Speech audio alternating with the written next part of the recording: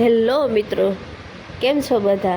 સ્વાગત છે તમારું મારી ચેનલ રિદ્ધિની રસોઈ પર. તો આજે આપણે બનાવીશું મસ્ત વેજીટેબલવાળી મસાલા ખીચડી.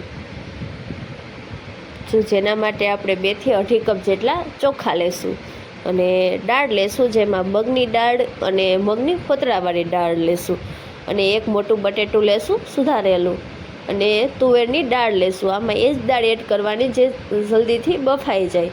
અને થોડાક એવા માંડવીના બી લેશું અને લીલા વટાણા લેશું, અને મસાલા લેશું જેમ કે નમક ને હળદર ને જે આપણે એડ કરવાનું હોય તે બધું લેશું.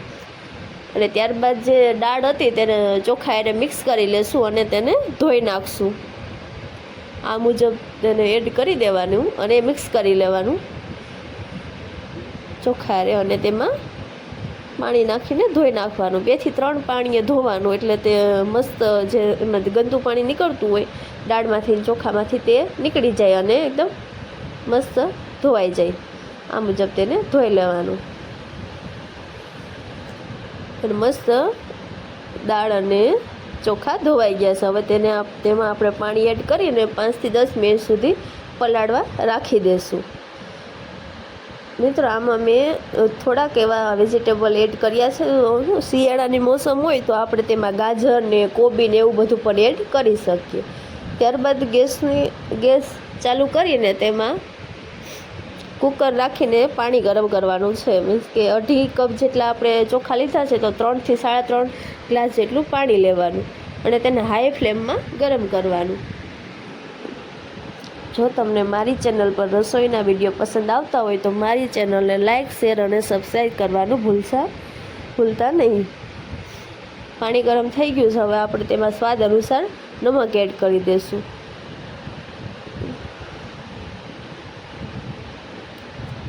અને ત્યારબાદ તેમાં ખીચડીનો કલર લાવવા માટે તેમાં હળદર એડ કરીશું, અને હળદર વધારે એડ કરવાની એટલે ખીચડીનો કલર પીળો આવે. આ મુજબ હળદર એડ કરી દઈશું. અને ત્યારબાદ તે નમક અને હળદરવાળા પાણીને હલાવીને થોડીક વાર ગરમ થવા દઈશું. તે ગરમ થઈ જાય ત્યારબાદ ગેસની ફ્લેમ લો કરીને તેમાં જે આપણે મોટું બટેટું એક સુધારેલું હતું તે એડ કરી દઈશું. બટેટું એકદમ મીડિયમ સાઇઝમાં સુધારવાનું, બહુ મોટું નહીં બહુ નાનું નહીં. અને તેમાં માંડવીના બી અને લીલા વટાણા એડ કરી દઈશું. અને ત્યારબાદ તેને એકદમ મિક્સ કરી લેશું, એટલે જે ચોખા અને વેજીટેબલ્સ બધા ચોખા એડ કરી દઈશું.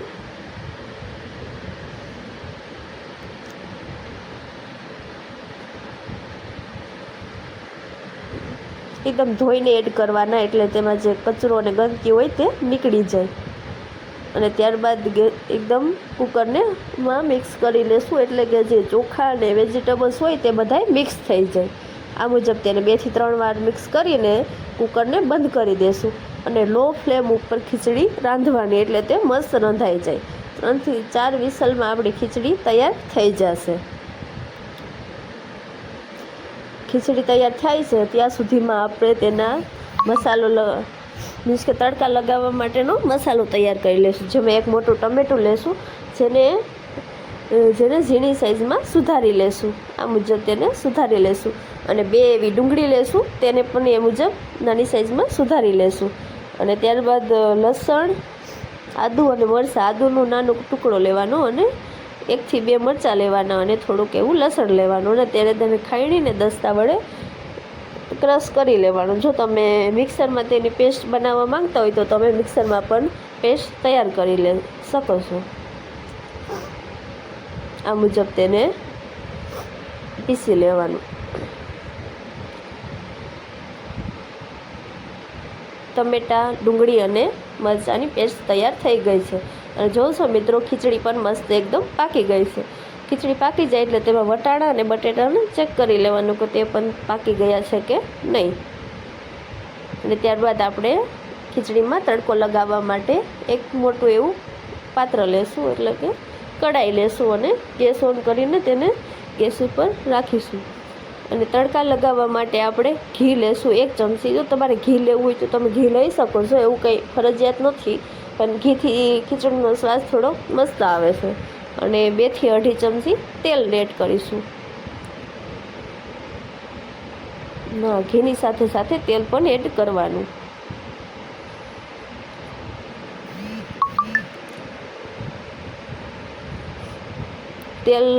તેલ અને જે ઘી છે એકદમ મસ્ત તૈયાર થઈ જાય, એકદમ મસ્ત ગરમ થઈ જાય ત્યારે તેમાં બધાય જે સૂકા મસાલા હોય તે બધા એડ કરી દેવાના.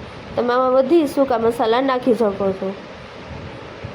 અને જો તમારે જે તૈયાર ગરમ મસાલાનો પાવડર આવે એ એડ કરવો હોય તો સૂકા મસાલા નહીં નાખવાના. અને ત્યારબાદ થોડીક એવી રાઈ નાખીને જે રાઈ ફૂટી જાય ત્યાં સુધી રાખવાની. અને તેમાં આપણે થોડુંક એવું જીરું પણ એડ કરી દેવાનું. આ મુજબ મિત્રો જો રાઈ મસ્ત ફૂટે છે, તેલ થઈ જાય ત્યારબાદ જ મસાલા નાખવાના.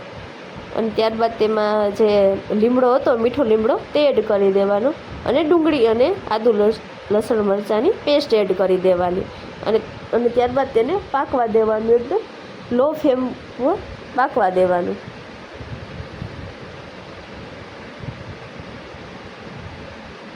ડુંગળીનો કલર બદલાઈ જાય, થોડોક બ્રાઉનિશ થઈ જાય ત્યારબાદ તેમાં ટમેટાં એડ કરવાના.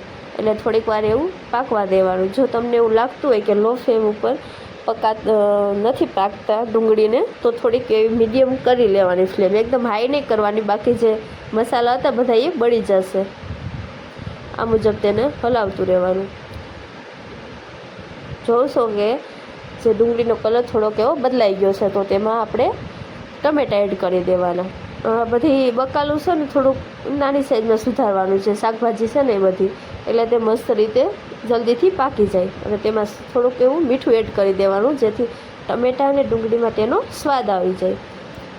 આ મુજબ તેને પછી મિક્સ કરી લેવાનું. ટમેટાં અને ડુંગળી પાકી જાય ત્યારબાદ તેમાં બીજા મસાલા જેમ કે જીરું ને ધાણાનો મસાલો અને લાલ મરચું, સૂકું લાલ મરચું આપણે એડ કરી દેવાનું. તો ટમેટું બધું પાકી ગયું છે, તો હવે આપણે તેમાં લાલ ચટણી એડ કરીશું. જે મુજબ આપણે કલર લાવવું હોય તે મુજબ એડ કરવાની. અને જો તીખું ખાવું હોય તો જો આપણે મરચાંની પેસ્ટ નાખી જ હોય તો એ વધારે તીખું ખાવું હોય તો લાલ મરચું એ મુજબ એડ કરવાનું. અને ધાણા જીરુંનો પાવડર એડ કરી દેવાનો. અને ત્યારબાદ તેને મિક્સ કરી લેવાનું. ધાણા જીરુંનો પાવડર ને લાલ મરચાંનો કલર આવી જાય એકદમ ટમેટામાં, ત્યાં સુધી તેને મિક્સ કરવાનું અને પાકવા દેવાનું.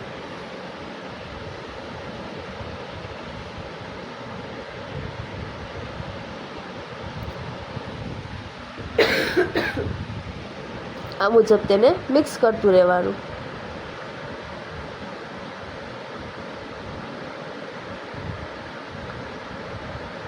તો મસ્ત એવો કલર આવી ગયો છે લાલ ચટણીનો ને. તો હવે આપણે એમાં જે આપણે ખીચડી હતી બાફેલી તે એડ કરી દઈશું. ગેસની ફ્લેમ લો કરીને એડ કરવાની ખીચડી, એટલે જે આપણા ચટણી અને મસાલા નહોતા તે એકદમ બળી ન જાય, બાકી છે ને હાઈ ફ્લેમ ઉપર તે બળી જાય છે. ત્યારબાદ તેને મિક્સ કરી લેવાનું મસાલા સાથે ખીચડીને, એટલે તેનો કલર આવી જાય અને સ્વાદ પણ આવી જાય. આ મુજબ જોશો મિત્રો આપણી ખીચડી બનીને તૈયાર થઈ ગઈ છે. એકદમ મસ્ત એવો કલર પણ આવ્યો છે અને ખાવામાં પણ ટેસ્ટી લાગે છે. આવા વિડીયો જોવા માટે મારી ચેનલને લાઇક, શેર અને સબસ્ક્રાઈબ જરૂર કરજો.